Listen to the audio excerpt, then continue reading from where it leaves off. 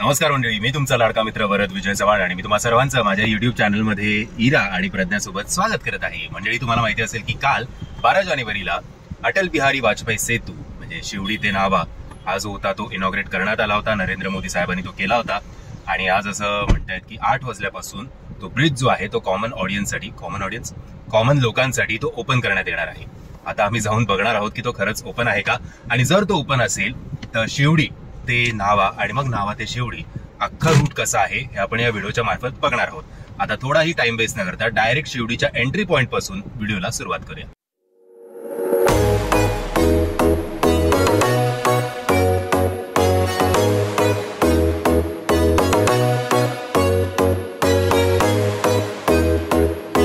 शिवडीवरनं जिकडे एंट्री आहे तिकडेच पहिला नियम तोडलेला माणूस आमच्या समोर आला, तो म्हणजे हा यमराज. उलटा परत तो रिटर्न जात होता, जिकडनं आपण एंट्री केली पाहिजे तिकडनं हा माणूस एक्झिट करत होता. अशा गमती जमती आपल्या महाराष्ट्रात काय किंवा भारतात होतच असतात. कदाचित सेतूवर एंट्री केल्यानंतर त्याच्या लक्षात आलं असेल की बायकोला आपण घरीच विसरलो, म्हणून तो परत जात असेल. पहिला दिवस असल्यामुळे अनेक न्यूज रिपोर्टर्स तुम्हाला दिसतील. याच्या हातात तुम्हाला कॅमेरा दिसतोय. खरं तर हाच नियम मोडतोय आणि उलट्या साईडला सुद्धा याची गाडी आहे हे सुद्धा विसरू नका.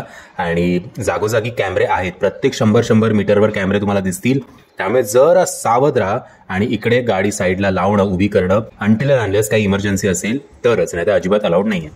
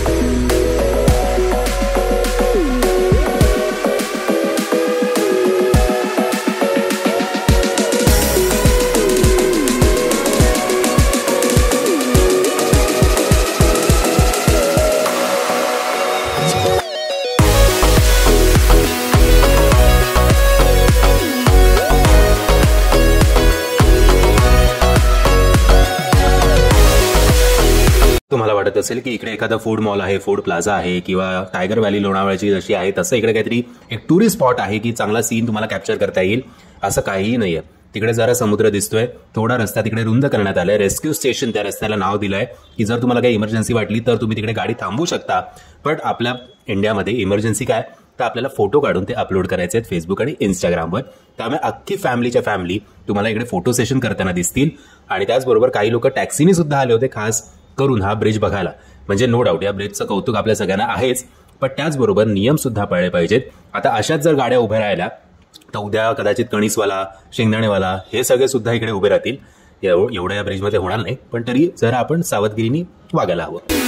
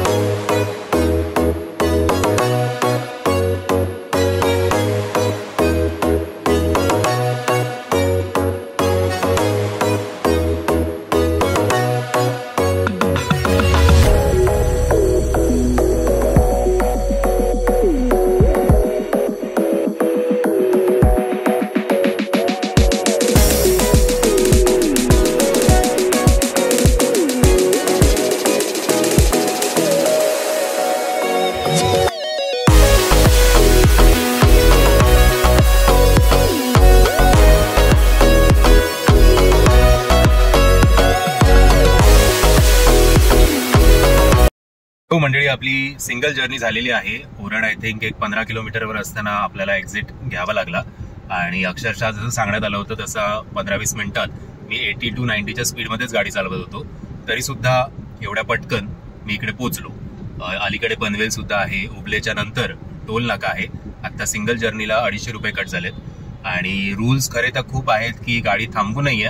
पण आज कदाचित सगळ्यांना सगळं माफ असेल की पहिला दिवस आहे, त्यामुळे फोटो सेशन खूप चाललं होतं. मध्ये जर तुम्ही बघितलं असेल की रेस्क्यू स्टेशन होता, थोडं तिकडे ब्रॉड केला होता रस्ता. तिकडे अक्षरशः लोणावळा किंवा टायगर व्हॅलीला कसे टुरिस्ट असतात तसे इकडे थांबून सगळं फोटो सेशन चाललं होतं. एनिवेज, आता परत घरी जायची वेळ आलेली आहे. आता बघूया रिटर्न कुठनं जाता येतं ते अंदाज लावायला लागेल जरा.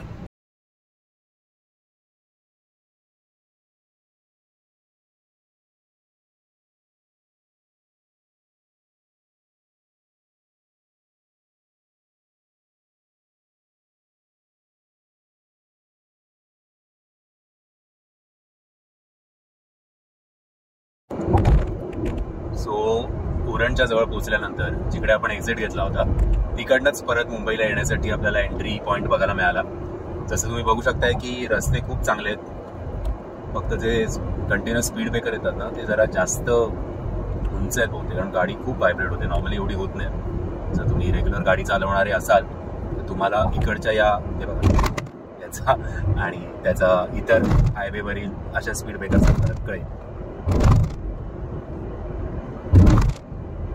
सिंगल जर्नीला 250 रुपीज कट झाले होते. आता परत टोल नाका मी क्रॉस केला. अजून तरी मला काही मेसेज आलेला नाही आहे की किती कट झालेत किंवा काय. तो जेव्हा येईल तेव्हा मी त्याचं सुद्धा अपडेट तुम्हाला देईनच.